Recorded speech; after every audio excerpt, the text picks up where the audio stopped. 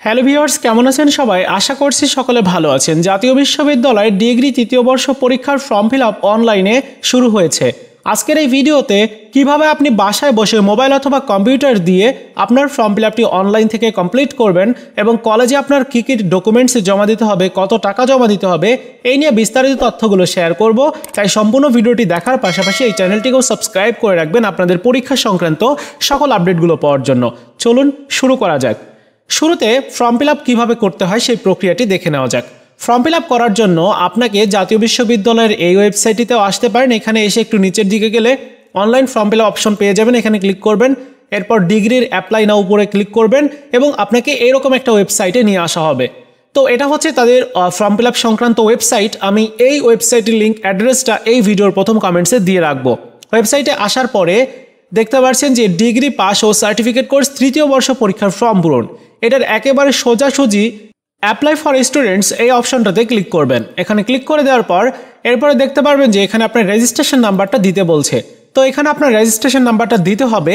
আর form পূরণ করার জন্য কতটুকু আপনি সময় পাচ্ছেন সেটি কিন্তু এখানে কাউন্ট হচ্ছে, সেটি কিন্তু আপনি দেখতে পারবেন। আর এখানে দুইটা ইনস্ট্রাকশন দেওয়া হয়েছে, আপনারা ইনস্ট্রাকশন দুইটা পড়ে নেবেন। তো এখানে আপনার যে রেজিস্ট্রেশন নাম্বার সেটি এই বক্সে দিয়ে দিবেন।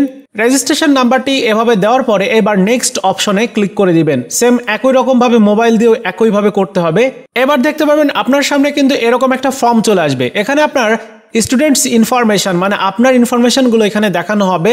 তো এগুলো ঠিকঠাক আছে কিনা দেখে নেবেন এবং এখানে আপনার একটা মোবাইল নাম্বার দিতে হবে। আপনার নিজের মোবাইল নাম্বারটি ব্যবহার করবেন অথবা গার্ডিয়ানসের মোবাইল নাম্বার ব্যবহার করতে পারেন, সমস্যা নাই। তো এখানে মোবাইল নাম্বারটা দিবেন। আমি এখানে একটা মোবাইল নাম্বার দিয়ে দিচ্ছি।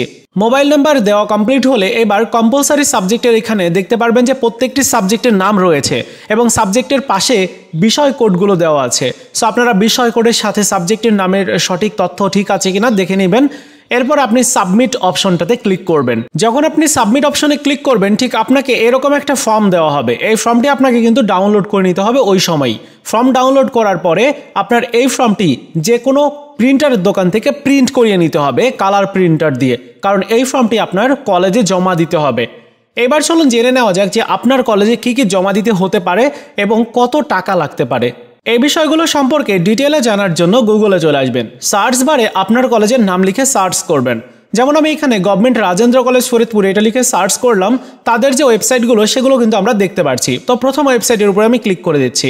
এরকম আপনার কলেজের ওয়েবসাইট আসবে, সেই ওয়েবসাইটের উপরে আপনি ভিজিট করবেন বা ওয়েবসাইটে যাবেন। দেখবেন যে লেটেস্ট নোটিশের মধ্যে তারা নোটিশ প্রকাশ করেছে ডিগ্রি তৃতীয় বর্ষ ফর্ম পূরণ সংক্রান্ত। যদি নোটিশ না প্রকাশ করে বা এই সংক্রান্ত কোনো আপডেট আপনারা না জানতে পারেন তাহলে সরাসরি কলেজে চলে যাবেন। যে ডকুমেন্টসটার কথা বললাম ওই ডকুমেন্টস এর সাথে আপনার টাকা পয়সা নিয়ে যেতে হবে এবং যদি আপনি মনে করেন যে না আমি পরে গিয়ে করব সেটিও পারবেন। সো কী কী লাগবে ওটা জেনে আসতে পারেন। তো আমি এখানে নোটিশটা দেখতে পাচ্ছি, নোটিশের উপরে ক্লিক করব। এবার এখান থেকে ডাউনলোড করে নিব।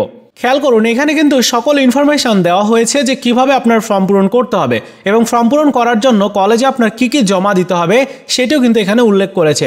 যেমন তৃতীয় বর্ষের ভর্তির রসিদ দিতে হবে, তারপর রেজিস্ট্রেশন কার্ডের ফটোকপি দিতে হবে, এরপর পরীক্ষার ফিস প্রদানের কপি দিতে হবে, পাসপোর্ট সাইজের 2 কপি ছবি দিতে হবে। এছাড়াও আরও একটি ডকুমেন্টস লাগবে এবং কত টাকা লাগবে সেটি কিন্তু এখানে একেবারে ক্লিয়ার করে দেখিয়ে দিয়েছে যে তৃতীয় বর্ষে যারা আছেন নিয়মিত শিক্ষার্থী হিসাবে আপনাদের কত টাকা দিতে হবে, 2044 টাকা, বা যারা হচ্ছে আপনার পুনর্ভর্তি বা ফিস প্রদানের ক্ষেত্রে কিছু টাকা বেশি দিতে হবে, সেই বিষয়গুলো উল্লেখ করেছে। সো আপনার কলেজের নোটিশে কিন্তু এই বিষয়গুলো একেবারে ক্লিয়ার দেওয়া থাকবে, ঠিক আছে? সো আপনার নোটিশ থেকে দেখে নেবেন। আর যদি এই বিষয় সম্পর্কে আরও ভালো জানতে চান তাহলে যেটা করবেন কলেজে চলে যাবেন, সরাসরি কলেজ থেকে জেনে নেবেন। আর যেহেতু আপনার কলেজে যাওয়া লাগছেই, আর এই সংক্রান্ত কোনো নোটিশ যদি আপনি কলেজ থেকে না জানতে পারেন বা কোনো বিষয় সম্পর্কে না বুঝতে পারেন তাহলে যেটা বলবো যে আপনি আপনার যে ফর্মটি অনলাইন থেকে পূরণ করলেন সেই ফর্মটি নিয়ে যাবেন, এর সাথে আপনার রেজিস্ট্রেশন কার্ডের ফটোকপি নিয়ে যাবেন আর পাসপোর্ট সাইজের 2 কপি ছবি নিয়ে যাবেন। এগুলো বেসিক্যালি লাগবে। আর ফর্ম পূরণ করার জন্য কত টাকা লাগতে পারে মূলত আপনার যে ফর্মটা আপনার অনলাইন থেকে পূরণ করবেন ওইখানে কিছু টাকা দেওয়া থাকবে, ওইটা ইউনিভার্সিটিস ফিজ। তো ওইখানে যত টাকা থাকবে এবং কলেজ আপনার যত টাকা নিবে এই টোটাল হিসাব করে আপনার ওই টাকাটা জমা দিতে হবে। এই হচ্ছে ব্যাপার। এই ছিল আজকের মতো ভিডিও। এভাবে আপনার ফর্ম পূরণটা কমপ্লিট করেন। ভিডিওটি ভালো লাগলে লাইকস, কমেন্টস এবং বন্ধুদের সাথে অবশ্যই শেয়ার করবেন। ধন্যবাদ।